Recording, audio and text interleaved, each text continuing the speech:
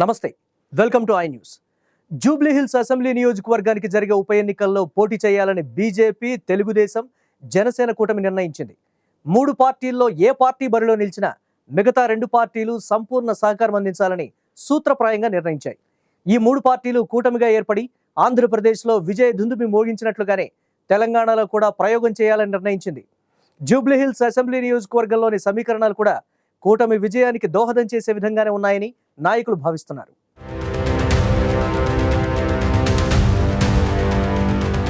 తెలంగాణ అసెంబ్లీకి 2014లో మొదటిసారి జరిగిన ఎన్నికల్లో జూబ్లీహిల్స్ నియోజకవర్గాన్ని తెలుగుదేశం, బీజేపీ కూటమి కైవసం చేసుకుంది. బీజేపీ మద్దతుతో తెలుగుదేశం పార్టీ అభ్యర్థిగా పోటీ చేసిన మాగంట గోపీనాథ్ ఇండిపెండెంట్ అభ్యర్థి నవీన్ యాదవ్ పై 9,000కు పైగా ఓట్ల తేడాతో విజయం సాధించారు. 2014లో మాదిరిగానే 2025లో జరిగే ఉప ఎన్నికల్లో కూడా బీజేపీ, టీడీపీ కలిస్తే తప్పక జూబ్లీహిల్స్ నియోజకవర్గాన్ని గెలుచుకోవచ్చని కూటమి నాయకులు భావిస్తున్నారు.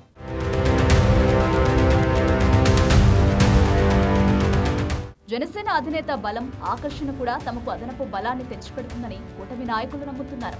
అయితే కూటమిలోని 3 పార్టీలో ఏ పార్టీ అభ్యర్థి బరిలో ఉండాలి, ఎవరు మద్దతివ్వాలి అనే విషయంలో మాత్రం స్పష్టత లేదు. 2014లో టీడీపీ అభ్యర్థి విజయం సాధించారు కాబట్టి టీడీపీ అభ్యర్థి బరిలో ఉండాలని కొందరు కోరుకుంటున్నారు.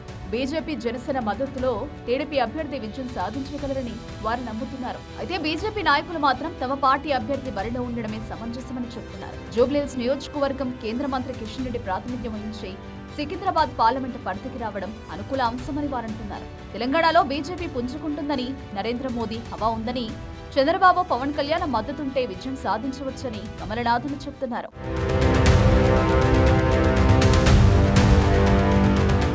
ఇక కూటమి నుంచి అభ్యర్థి ఎవరైతే బాగుంటుందనే చర్చలు కూడా సాగుతున్నాయి. మాగంటి కుటుంబం నుంచి అభ్యర్థి ఉంటే విజయ అవకాశాలు ఎక్కువగా ఉంటాయని కూటమి నాయకులు భావిస్తున్నారు. మాగంటి గోపీనాథ్ కుటుంబంతో ఏపీ ముఖ్యమంత్రి చంద్రబాబు నాయుడు కుటుంబానికి సన్నిహిత సంబంధాలున్నాయి. చంద్రబాబు ఆశీస్సులతోనే మాగంటి గోపీనాథ్ రాజకీయాల్లోకి వచ్చారు. టీడీపీ టికెట్ పైనే మొదటిసారి ఎమ్మెల్యే అయ్యారు. ఇటీవల గోపీనాథ్ మరణించినప్పుడు కూడా ఏపీ మంత్రి నారా లోకేష్, ఆయన భార్య బ్రాహ్మణి వచ్చి పరామర్శించారు.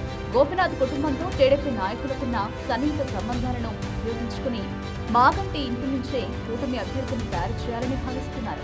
జూబ్లీహిల్స్ నియోజకవర్గ సామాజిక స్వరూపం, నైసర్గిక స్వరూపం, ప్రజల స్వభావం బీజేపీ, తెలుగుదేశం, జనసేన కూటమికి చాలా అనుకూలంగా ఉంటుందని అంచనా వేస్తున్నారు. జూబ్లీహిల్స్ తో పాటు ఫిల్మ్నగర్, యూసఫ్గూడ, శ్రీనగర్ కాలనీ, కృష్ణానగర్, ఇందిరానగర్, నాగార్జున సాగర్, సాగర్ సొసైటీ, అమీర్పేట్, మాదాపూర్, బోరబండ ప్రాంతాలు జూబ్లీహిల్స్ నియోజకవర్గ పరిధిలోకి వస్తాయి. ఈ నియోజకవర్గంలో పెద్ద సంఖ్యలో సెటిలర్లు ఉంటారు. ఫిల్మ్నగర్, కృష్ణానగర్ ప్రాంతాల్లో ఎక్కువ సంఖ్యలో సినీ పరిశ్రమకు చెందిన వ్యక్తులుంటారు. బీసీలతో పాటు కమ్మ, బ్రాహ్మణ సామాజిక వర్గం ఓట్లు కూడా అధికంగానే ఉంటాయి. జూబ్లీహిల్స్ నియోజకవర్గంలో ముస్లిం మైనారిటీలు కూడా పెద్ద సంఖ్యలో ఉండడం వల్ల బీజేపీ అభ్యర్థి బరిలో ఉంటే ఓట్ల పోలరైజేషన్ జరుగుతుందని కూడా కూటమి నాయకులు అంచనా వేస్తున్నారు.